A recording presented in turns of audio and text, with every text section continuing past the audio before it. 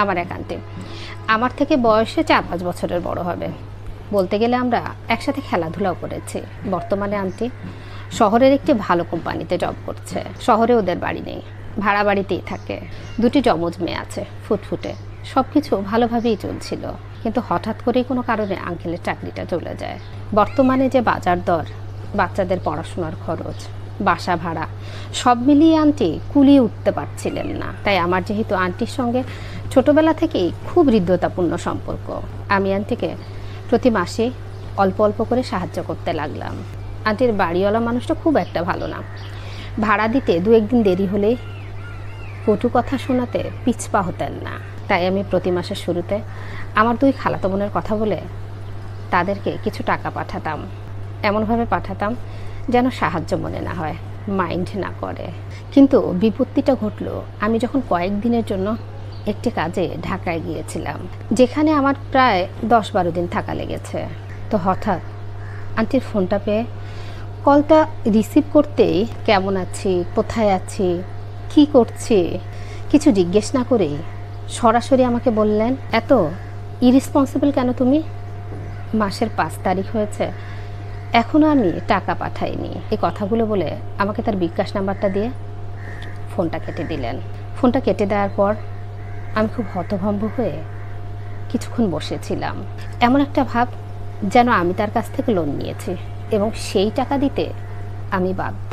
না, সেই দিনের পর থেকে আমি আর কোনোদিনও ওনাকে টাকা পাঠাইনি, কারণ তিনি আমার ভালোবাসাকে, আমার সাহায্যকে নিজের অধিকার ভেবে নিয়েছেন। এমন ভাব করছেন যেন আমি তার কাছ থেকে লোন নিয়েছি আর সেই টাকা দিতে আমি বাধ্য। আরেকটা গল্প বলি। বাস স্ট্যান্ড থেকে আমার চেম্বার খুব বেশি দূরে নয়, হাঁটা পথ, কিন্তু এত ভিড় ঠেলে হাঁটতে ইচ্ছে করে না, তাই রিকশায় করেই যাই। একজন বৃদ্ধ রিকশা চালক আছেন, আমি প্রতিদিন ওনার রিকশাতেই যাই, ভাড়া 10 টাকা। কিন্তু একজন বৃদ্ধ লোক রিকশা চালাচ্ছেন দেখে আমার ভীষণ কষ্ট হয়, তাই আমি 20 টাকাই দিই। কিন্তু একদিন রিকশা থেকে নামার পর দেখলাম আমার কাছে কোনো 20 টাকা নেই, তাই আমি ওনাকে 10 টাকা দিয়ে চলে যাচ্ছিলাম।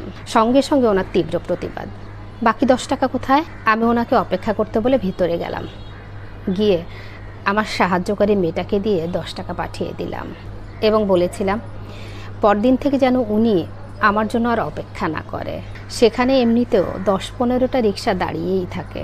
মেডিকেলের এক সিনিয়র আপু বলেছিলেন এই মাস থেকে প্রতি সপ্তাহে 1 দিন করে ওনার নাইট ডিউটি পড়েছে।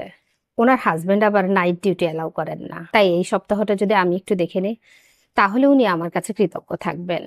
আমি প্রথম সপ্তাহ ডিউটি করলাম, দ্বিতীয় সপ্তাহ করলাম, তৃতীয় সপ্তাহ করলাম, কিন্তু চতুর্থ সপ্তাহে যখন আমি ওনাকে ফোন করে বললাম আমার এক ভাইয়ের বিয়ে আছে, তাই আমি ডিউটিটা করতে পারবো না, উনি আমার মুখের উপর বেশ কড়া ভাষায় বেশ কিছু কথা বললেন।